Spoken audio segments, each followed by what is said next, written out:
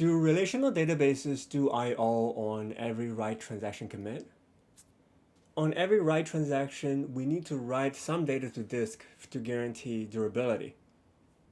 But what are we writing? If we write all the data records, it's going to be very expensive. In reality, some data is written, some data is not. So what is written and what is not? That's what we will discuss today. On a high level, what's written on every write transaction commit is the log records. We call it write-ahead log or redo log.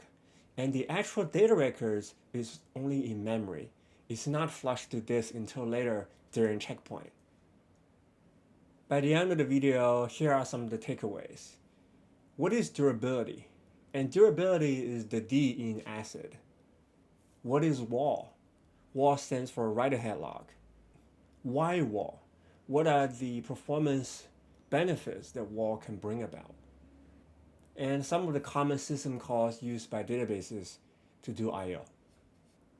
Now let's get started. What is durability? Durability is the D in ACID. In case you do not know, ACID is a local concept. It's a concept in single machine. There's no distributed system involved, all right? Just one single node, one single machine. And durability says once a transaction is committed, it will remain as committed even in the event of a crash. So you have a client sends a write commit to the database, and the database do some I/O, flush some records to the disk, and then the database acknowledge the client.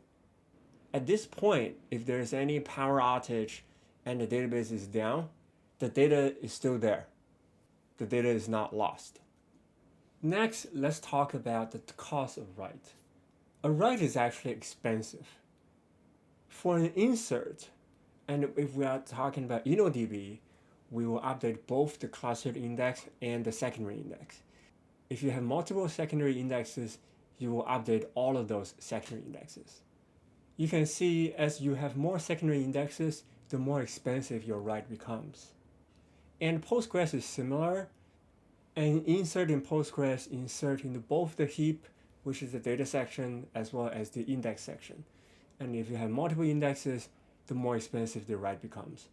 By the way, I'm not saying the Postgres heap is the equivalent of the InnoDB cluster index, because the Postgres heap is not a B tree, but the InnoDB cluster index is a B tree. We're not going to get into the difference between InnoDB and Postgres here. All I'm saying is what kind of work we need to do in order to do an insert. And all I'm doing is to try to show you that a write is expensive. Next, most of the write patterns have random I/O. So what kind of write patterns are we talking about? Let's look at two common write commands, insert and update. So here we have a common B tree, and this is our leaf page. So let's say we want to insert into this table, let's call it comment, where ID equals to 151. So this insert will fall into this leaf page. By the way, I choose the secondary index B tree because if it's clustered index, the primary key is probably auto increment, so you're not going to insert into the middle of the page. But for secondary index, you can insert anywhere. Then for the next command, update, set some field where ID equals to 8050, so that will be inside this yellow color page. So the point is, we don't know which page we will be updating. This write pattern is random. You're doing random I/O all the time. Random I/O is expensive as compared to sequential I/O. Why do I bring this up? Is because if you compare B tree backed databases versus LSM tree backed databases like RocksDB, LSM tree can turn random I/O into sequential I/O. And that's one of the reasons where RocksDB is faster than InnoDB and Postgres in terms of write. Next, we have write amplification. What is write amplification? Is the amount of physical work done per logical request. If your request only needs to do 1K of useful work, but your database end up writing 100 kilobyte of data, So the write amplification is 100 over 1, so that's 100. Conceptually, it means how much work you wasted. There are two sources of write amplification we're discussing today. The first one is databases operate on pages, and pages is the minimum unit of I/O. On Postgres is 8K, on MySQL is 16K. These are configurable.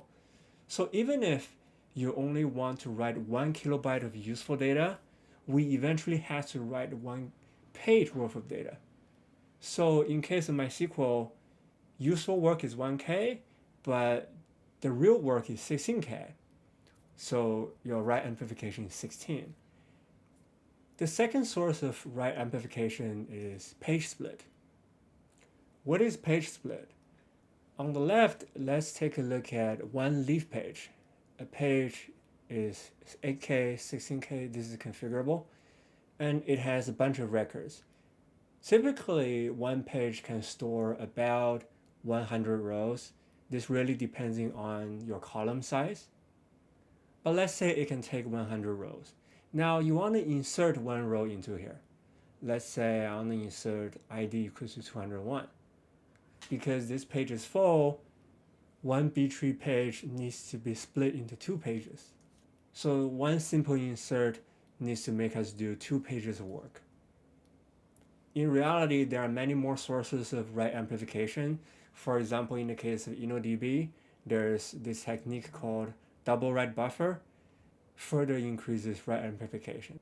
But we're not going to go into details of that today. By now, I have established that a naive write is costly. So what does database do in reality? Conceptually, it does 3 things to minimize the latency back to the client.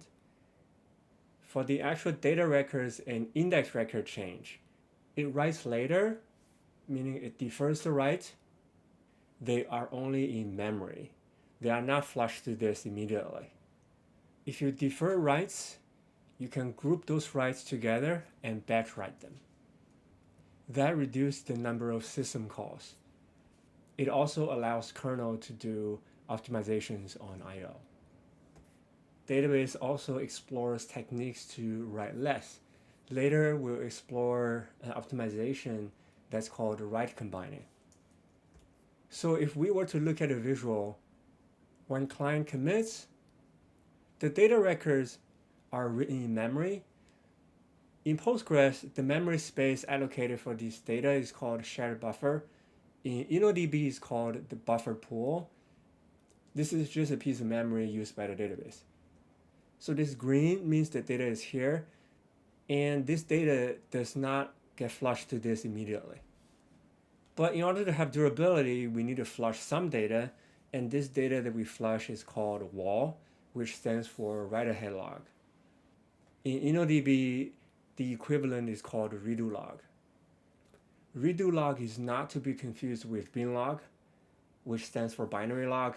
Bin log is mainly for replication, but redo log is mainly for durability. In order to avoid the confusion, I'm just going to call it WAL. Let's adopt the Postgres terminology. So the data records are only in memory in the shared buffer, and WAL is committed to disk on every write commit. So what is WAL? WAL is just a journal records of the client commands. It's very cheap to write to WAL because it's append only. So you just keep appending to the end, which is why it's sequential I/O, and there's minimal write amplification. This is very different from data records, where the records needs to be updated in place. In order to update in place, you need to fetch the record, you read it, modify it in memory, then write back. There's a lot of random I/O. But for WAL, you're just appending only, which is why WAL is very cheap. But the most important benefit of WAL is to guarantee durability. Every database engine defines their own WAL format. Again, for the terminology, in InnoDB, it's called the redo log. In Postgres, it's called WAL. In MyRocks, which is another storage engine in MySQL, it's also called WAL. So every transaction commit you only write to WAL. Then when is the data records committed to disk? That is during checkpoint. Checkpoint is done periodically by the database via a background thread. In Postgres, it's every 5 minutes by default. It's only during then that the data records are batch written to disk. And because of this process, there are certain optimizations that database can do, and one of them being write combining. So let's combine the view of the client write transaction and the checkpoint. On the left, we have client write transaction. The only thing I changed here is I added a layer called the kernel page cache. Now, an application, if it wants to do I/O, it does not interact with the disk directly. Normally, it offloads the duty of the I/O to the kernel. So, when the client has a write commit, the data records and the index record change are in the shared buffer. It's in the memory. It does not go to the disk immediately. As for the WAL records, it's in the WAL buffer. So the WAL data is mem copied to the kernel. The kernel memory is called the kernel page cache. Then kernel write the data to the disk so that we have durability. Then periodically, database will do a checkpoint. In Postgres, is by default every 5 minutes. It will flush the data records from the shared buffer to the disk. And of course, it will go through the kernel also. What if before the checkpoint, our database crashes? How does WAL guarantee durability? So let's look at the diagram on the left. The client commit, we write the WAL records to the disk, then we ACK back to the client. And at this point, our database crashes. So when our server restarts, we lose everything in memory, and the only thing we have on the disk is the WAL. Because WAL is a journal of the user commits, you can rebuild the data from the WAL. And we populate the data in our shared buffer, then we write to the kernel, then write to the disk. So we have durability. Next, I want to talk about a performance technique called the write combining in InnoDB that's enabled by checkpoint. So here it says InnoDB does not write the data records to disk immediately. So these data records are called 30 pages. Now, InnoDB hope that the same data will be modified many times before they are written to disk. Conceptually, if you update the same data from 1 to 2 to 3, we only need to update the record to 3, right? Because the last write wins. So you combine the write. And in Postgres, it works similarly. Here it says the same data are modified several times before 2 checkpoints, then the corresponding files will only have to be synced only once. And this is where using WAL actually reduces I/O. Next, I want to talk about some of the common system calls used by the database. First, I want to talk about the write system call. Let's look at the first diagram on the left. If an application wants to do some I/O, it needs to first load some data from the disk. So you call the open API.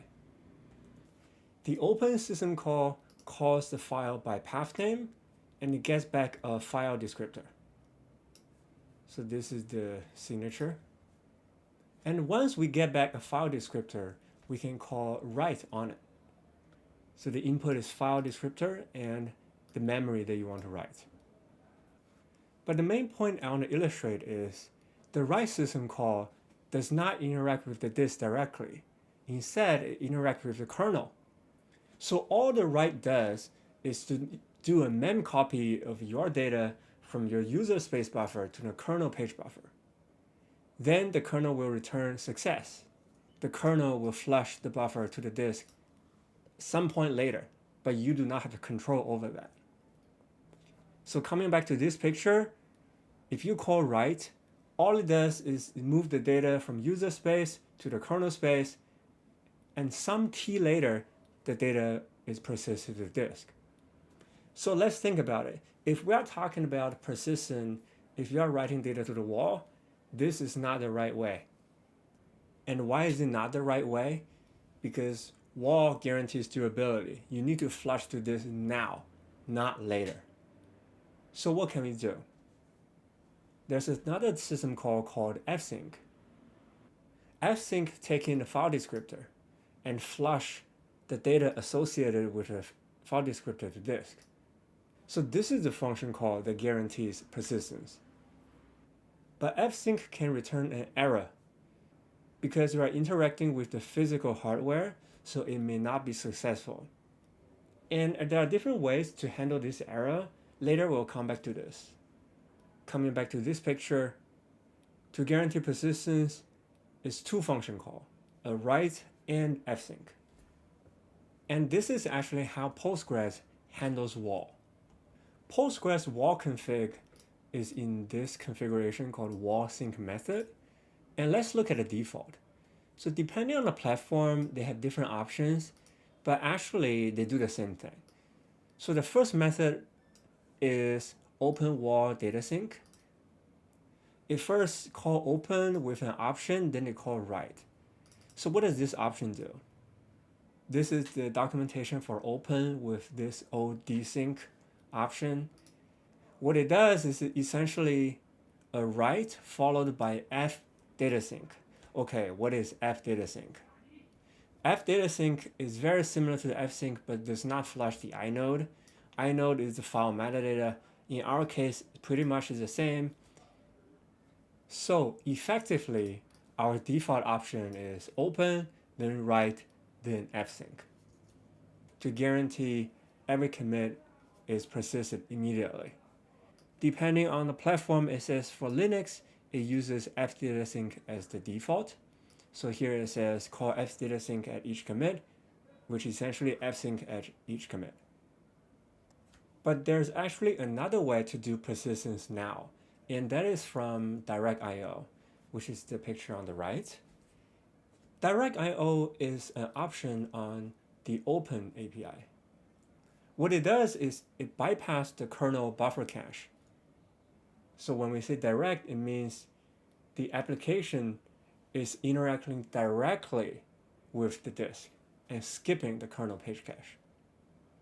Coming back to this picture, you see there's no kernel page cache anymore, just the user space and the disk. And how do you do direct IO? Is by using the oDirect flag on the open system call. So should databases use direct IO or buffered IO to do persistence? In most databases, including Postgres, they use buffered IO, meaning they use write then fsync. But recently, there's a new database called Tiger Beetle, and it is designed using direct IO. I highly recommend checking out this video. It goes in depth into comparing direct IO versus buffered IO in durability. I do want to end off with something fun. There's nothing more fun than data loss. Apparently, there's a bug in Postgres for 20 years, and people have run into data loss. And this incident is called the fsync gate. For the full recap of this incident, please watch the video that I talked about just now. But here, I'm just going to offer my take. What is fsync gate? To guarantee durability, we need to call write then fsync. But fsync can have an error. If you still recall just now when I talked about fsync, we have this error. And fsync gate revolves around how this error is being handled by databases. For the longest time, all the databases will retry an fsync error. Databases hope that by retrying, it will eventually be successful and data will go to the disk. But apparently, retrying fsync is a no-op, meaning it doesn't do anything. The reason it doesn't do anything is because when the fsync failed the first time, the kernel will wipe all the dirty page buffers so that there's nothing to retry. And if you say, why would the kernel do that? One intuition we can have is just think of fsync error as plugging out a USB stick. As the kernel is flushing data to your USB stick, and you pull out the USB stick, your kernel page buffers are useless anyway. There will be a memory leak. That's why the kernel just discards them. But the databases do not know that, so they keep retrying. But apparently retry does not do anything. So that's the gist of fsync gate. As a fix, all the databases like Postgres and MySQL will panic when they see an fsync error.